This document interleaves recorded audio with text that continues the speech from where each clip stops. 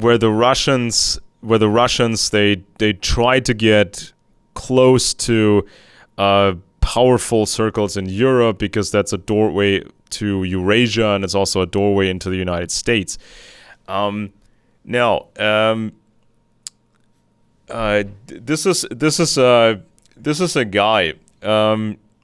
This is a guy that the Russians were after, and I think this is a guy that was very interesting, or still is very interesting, to Alexander Dugin. Now, Dugin always talks about, we need to go back to the old days, before the Enlightenment, and of course that means, aristocracy, right? But he doesn't want to be explicit. Dugin doesn't want to show his cards. He doesn't want to tell everybody whom he's really after. So we have this guy. It's called Prince Michael of Kent. Prince Michael of Kent. Maybe I'll just put that on the screen real quick so people can people have a face. People have a face attached to this. Now here we have where is it? Here we have. Okay, I need to switch to the other camera here. Okay, here we have Prince Michael of Kent. He's now 82. He's recently retired from public life, public functions. And he's been accused of selling access to the Kremlin, to Putin's inner circle, because he's that close to the Russians. And somebody like Prince Michael of Kent, through his family, he would have access to NATO secrets. NATO secrets that are very important for this future war. Now, of course, this puts him in the same category as old Lord Louis Mountbatten, who had a communist wife, who had his own communist channels to the Soviet Union, the heart of the Soviet Union. And Lord Louis Mountbatten was accused by various intelligence agencies in the West, British, French, German, American, you name it. He was accused of working for the Soviets, and he had access to all kinds of intelligence. Even the FBI opened a file on Lord Louis Mountbatten. The FBI had a file on him, on his communist wife, Edwina. But when historians fairly recently asked the FBI to release more of the files they had on Lord Louis Mountbatten, the FBI gave a weird answer. They said, we don't have those files anymore. Pretty much right after you asked for them, we destroyed them. And so, yeah, this is kind of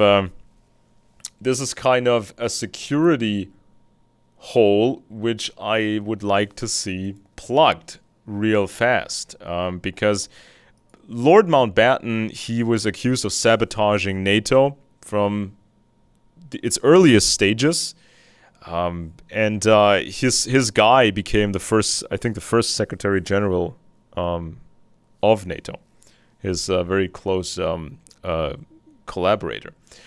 So now in recent years we had Prince Michael of Kent.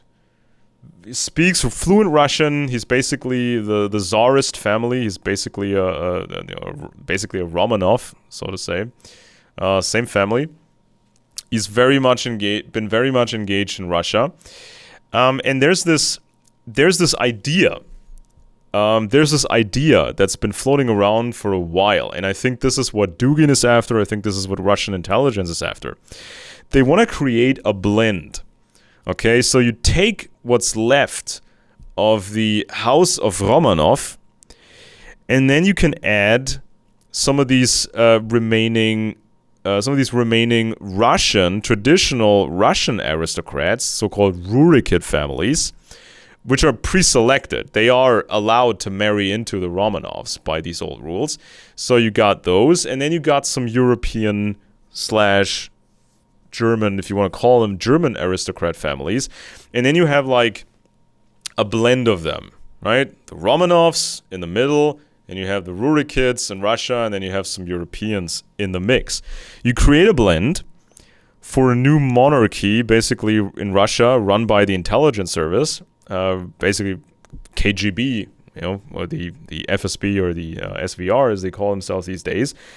And all that's left, what they need, would be a formal head of a Russian monarchy. They need, according to these old rules, they need one guy, designate one guy to be the leader of the monarchy, and then this guy has the power to allow specific marriages, get the system going, and figure out the line of succession.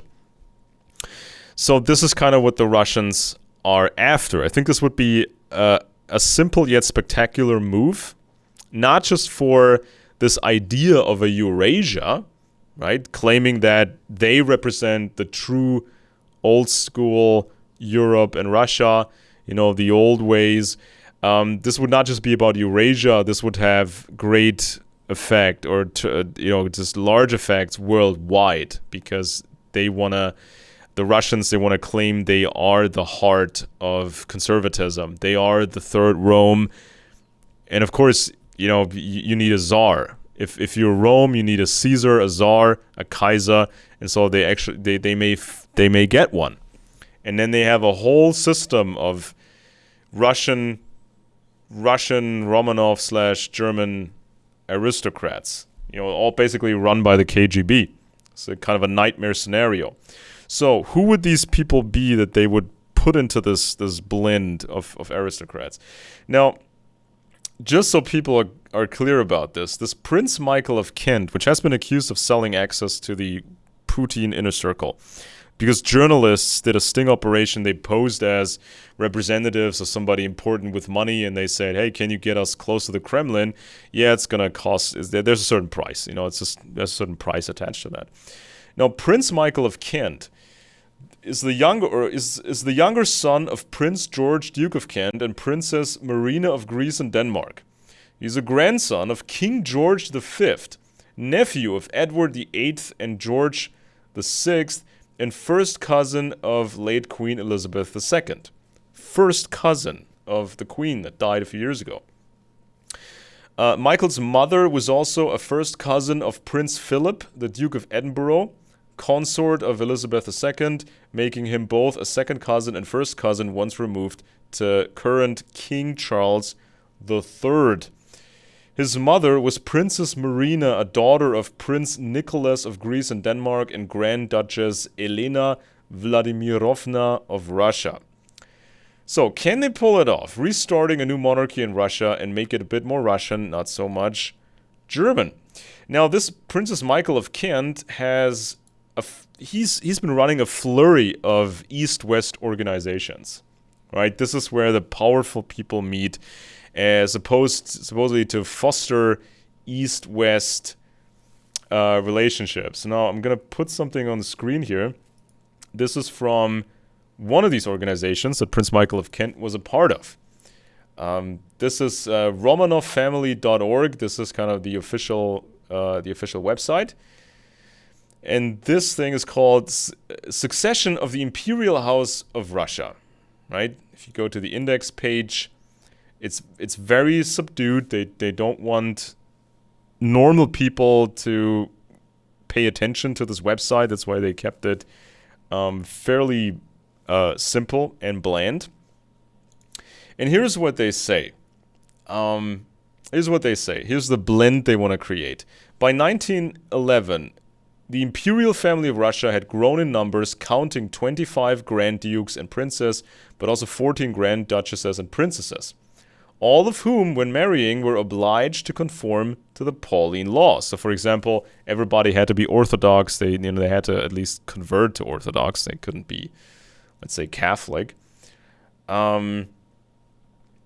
At this point, it's interesting to consider, they say, which foreign families, without being sovereign or reigning, were considered of equal rank. Besides the truly reigning families, many German and Austrian families came to be considered of equal rank and were known as mediatized, being listed in the then prestigious Almanach de Gotha. And it says, even today, the list of mediatized families include families of great historical and political importance, such as the Arenberg family, Fürstenberg, Sein-Wittgenstein, just to mention a few. Von Quandt, they say. And especially the name Sayn-Wittgenstein pops up because Sayn-Wittgenstein family... The Sayn-Wittgenstein family is very old and very powerful, and it's been tied to the CDU party in Germany, which is like the traditional mainline conservative party in Germany, which was basically started after World War II with the American help, with the American, in the American sector, basically. This is when the political system was created, a new political system was created in Germany. And so the CDU party... The CDU party had a bunch of military and financial scandals. Let's put it that way. So somehow, magically, money appeared or was laundered, and the CDU was able to use that money to become more successful. Now, this was, of course, part of fighting communism. This was tolerated, of course, by the Americans. Because the Soviets were trying the same thing. Soviets were funneling money to other parties in Germany. But the Sayn-Wittgenstein family, they've been kind of involved in this whole money laundering scheme of the CDU party.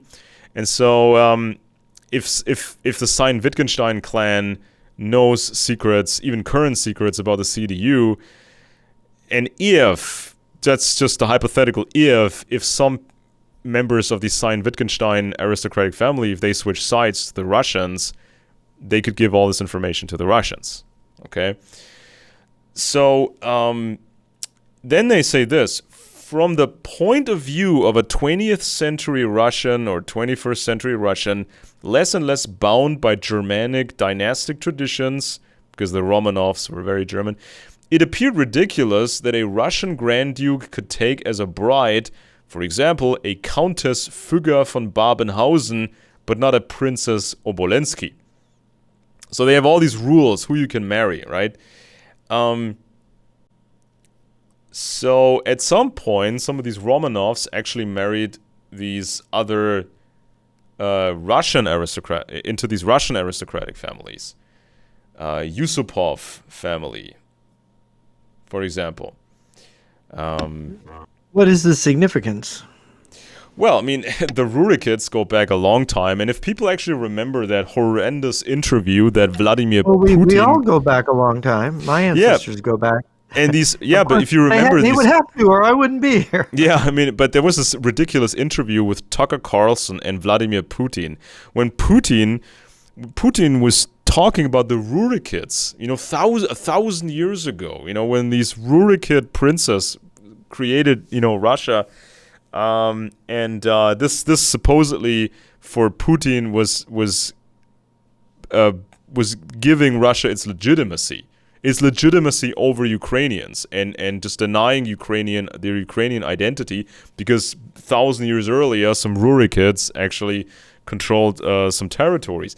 And so it says here, at the time of the start of World War I, there was already a current of thought among the younger Romanovs that it was time to jettison the obsolete, purely Germanic group of mediatized families, that means families were allowed to marry into the Romanovs, and create a purely Russian equivalent. Considered of equal rank would be the most outstanding and purely Russian Rurikid families such as Baryatinsky, Beloselsky, Belozersky, Dolgoruki, Gagarin, Lobanov, Rostovsky, Obolensky, Odoevsky, Repnin, and Tatishchev. Also considered would be esteemed families. Do we have to know all that? That's an awful lot to know. Well, these families still exist, these Rurikids. Also considered would be esteemed families. Yeah, but what are they doing? Well, they could actually assemble. No, what are they doing? Not what they could do. What are they doing? Currently, well, I'm figuring this out right now, because there's also a list here on Prince Michael of Kent's website. Basically, let me put this on the screen. Here is an overview of what's actually left of the Romanov family. Now, these are the actual Romanovs that are left. These are not some pretenders. These are not some, phonies that have been running around. So this is the website, the Imperial House of Russia, House of Romanov. Living male descendants of Emperor Nicholas I as of September 15th, 2014. So not the most current list, but bear with me. So, head of the Romanov family, Dmitry. Following are listed in the order of date of birth. And then you get these people here. And if you notice, they all married Americans, mostly. So here you have Andrew, son of Prince Andrew Alexandrovich, and Donna Elisabetta Rufo dei Principi di Santi Antimo from the United States. The next Romanov, Alexis, born 1953, he is the son of Helen Durnev from the United States. Dmitry Romanov, born 1954, his mother is Angelica Kaufman, USA. Michael Romanov, again, mother Angelica Kaufman, USA. Peter Romanov, the mother is Kathleen Norris from the United States. Andrew Romanov, mother Kathleen Norris, USA. Next guy, mother is Pamela Kutsinovsky, United States. Again, Pamela Kutsinovsky, United States. The next guy, Rostislav Romanov, born in 1985. He's a bit younger than I am. His mother was Christia Ibsen from the United Kingdom. Nikita Romanov, born 1987. Also, the mother is Christia Ibsen, United Kingdom. And then we get living female descendants of Emperor Nicholas I. Here we have all these Romanov women.